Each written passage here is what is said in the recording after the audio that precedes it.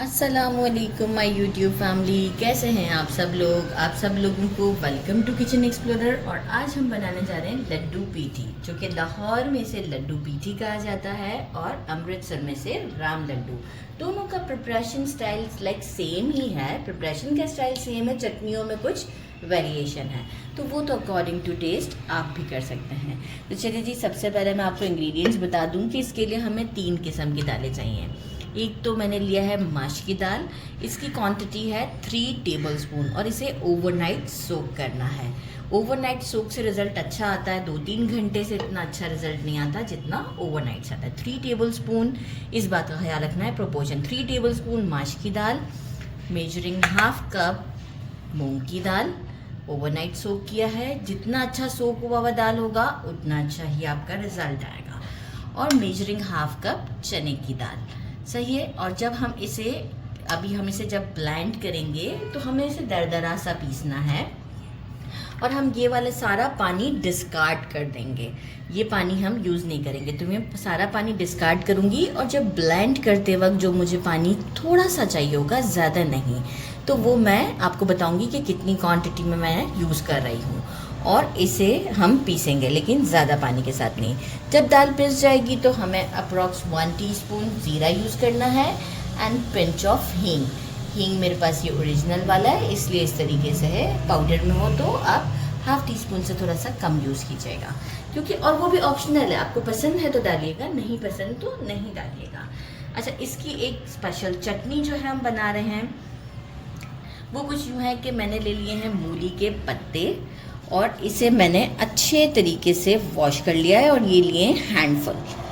बाकी जो है वो मैंने ले लिया है हैंडफुल कोरिएंडर, 1 इंच का जिंजर का पीस, 1 टेबलस्पून अमचूर पाउडर, 1 टीस्पून ज़ीरा लिया है, 1 टीस्पून सॉल्ट लिया है, ब्लैक सॉल्ट, 1 टीस्पून हमारा रेगुलर सॉल्ट लिया है, 1 टीस्पून कुटी हुई लाल मिर्च, 3 ग्रीन चिलीज़ और 1 लेमन, 2 टेबलस्पून के करीब मैंने इमली लिया था और इसे मैंने सोक कर दिया था और अब मैंने इसके सीड्स डिस्कार्ड कर दिए हैं।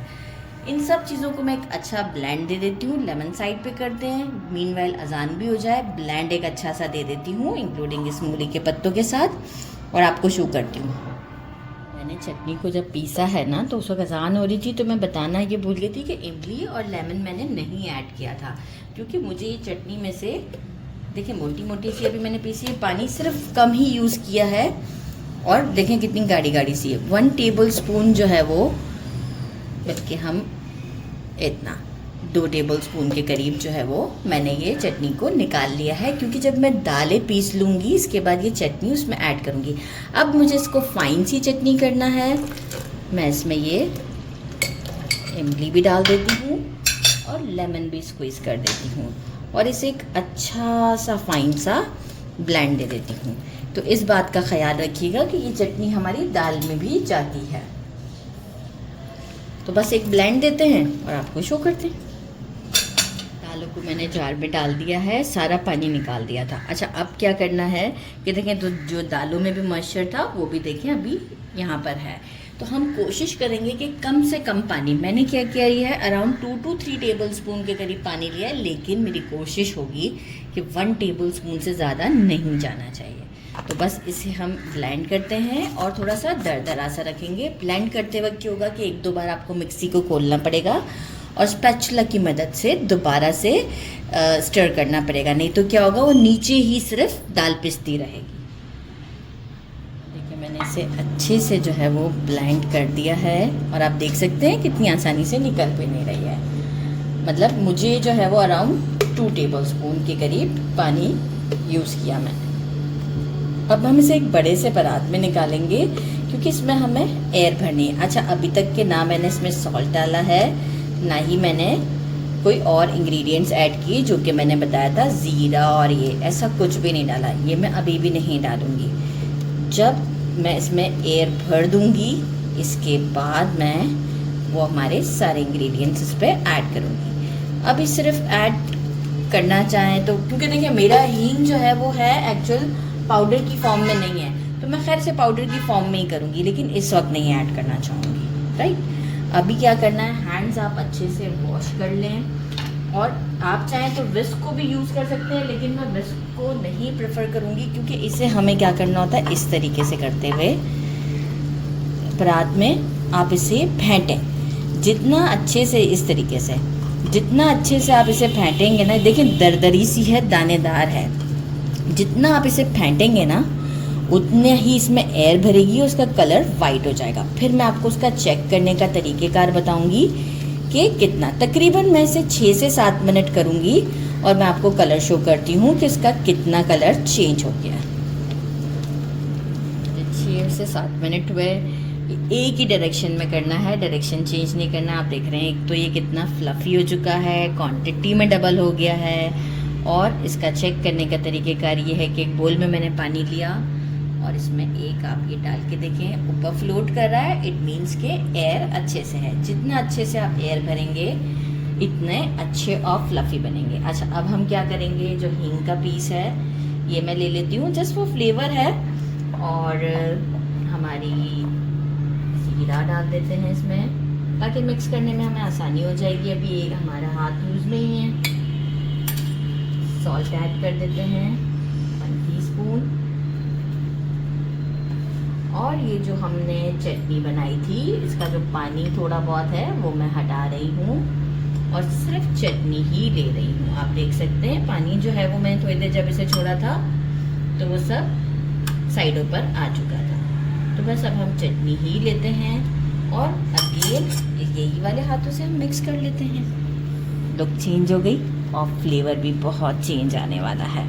बस मीनवाइल क्या है, इसके बाद हम इसे काउंटर पर रख नहीं सकते बहुत देर तक। जब हम इसमें एयर भर देते हैं तो मैंने एक स्टोव के ऊपर जो है वो तेल गरम करने रख दिया है और जो है वो हम इसे तेल में फ्राई करेंगे।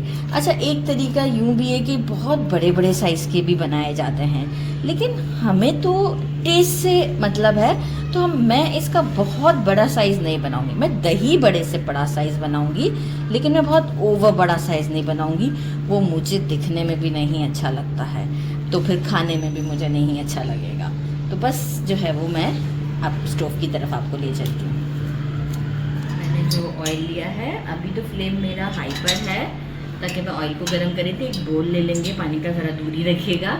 इसमें जस्ट हाथ को मैं डिप करूँगी और जो हमारा मिक्सचर है इससे मैं इस तरीके से करते हुए एक बड़ी सी बॉल बनाऊँगी।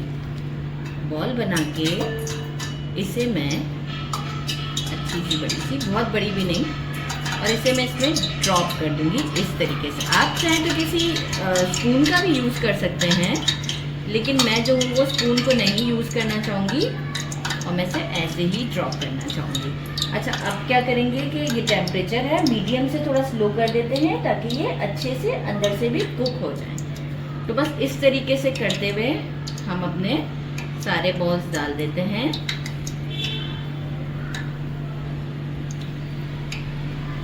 और फिर मैं आपको तरीका बताऊंगी। लेकिन जब ये पकने लग जाते हैं ना तो खुद ही से जो है वो फ्लिप हो जाते हैं। बहुत ज़्यादा हमें कुछ नहीं करना पड़ता है, खुद ही से टर्न हो जाते हैं। आप ये देख सकते हैं, बस हल्का फुल्का सा करेंगे खुद ही टर्न हो जाएंगे। तो जो है वो इसी तरीके से हम इसे 2 से 4 मिनट, जब तक कि ये अच्छे से कुक नहीं हो जाते, 4 से 5 मिनट भी लग सकते हैं। और पहले शुरू में हम इसके फर्स्ट 1 मिनट तक तो या 1.5 मिनट तक बिल्कुल नहीं टच करेंगे। आप खुद देखेंगे कि खुद से एक आध टर्न हो गया, और नहीं तो फिर आप थोड़ा सा स्पैचुला चलाएंगे तो ये टर्न हो जाएंगे। अभी मैं इसे सेकंड साइड को भी थोड़ा सा गोल्डन करेंगे, थोड़ा सा गोल्डन शेड पे होते हैं और आपको आउटर लेयर जो है वो थोड़ी सी क्रिस्पी नज़र आएगी। तो बस इसे मैं थोड़ा सा क्रिस्पी गोल्डन टच देती हूँ। फ्लेम हमारा मीडियम से लो ही रहेगा, बहुत लो भी नहीं रहेगा। तो बस इसे कुक करते हैं ताकि अंदर से कच्चे ना रह जाएं। बाहर से तो वो गोल्डन हो जाएंगे, लेकिन अंदर से कच्चे रह जाएंगे। तो हमें अंदर से भी कुक करने हैं, तो हम इसे अच्छे से कुक करते हैं और आप इसी तरीके से चलाते रहेंगे, आपको शो करते हैं।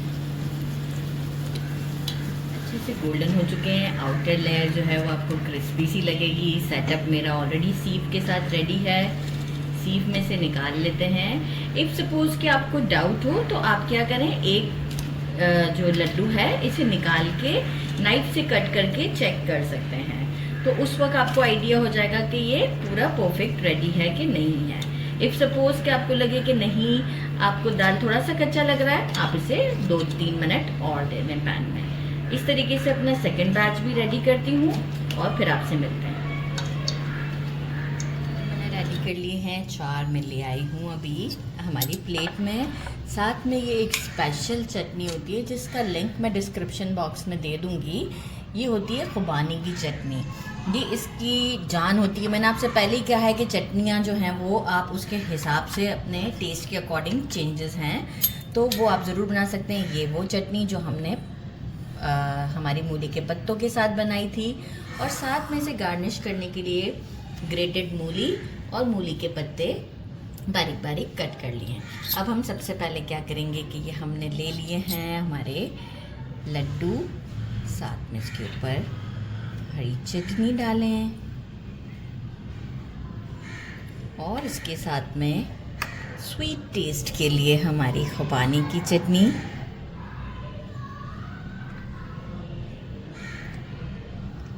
Depend on your test. और साथ में हम डाल देते हैं हमारे ये इसकी स्पेशलिटी है कि ये इसके ऊपर डाला जाता है। तो ये आप चेक कर सकते हैं, लुक ज़बरदस्त सी है। और फिर पिक्चर ले लेते हैं कैमरामैन और मैं आपको ट्राई करके बताती हूँ। देखें जो प्लेट मैंने रेडी की है वो तो अलहदा ही है। ये कैमरामैन पहले ही लेके चले गए थे उनकी अपनी पिक्चर के लिए। तो ये देखें कि बाकी सारे यहाँ पर हैं और मुझे प्लेट में छोटे छोटे से दे दिए गए थे ये। तो मैं आपको ट्राई करके बताती हूँ। बिस्मिल्लाहिर्रहमानिर्रहीम, ज़बरदस्त। अच्छा मैं आपको अंदर से तोड़ के भी दिखाऊँ। ये देखें लोग, आप पहले ये चेक कर लें। ज़बरदस्त, टोटली कुक्ड है। और अब हम इसे चटनी के साथ और मूली के साथ खाते हैं। बिस्मिल्लाहिर्रहमानिर्रहीम।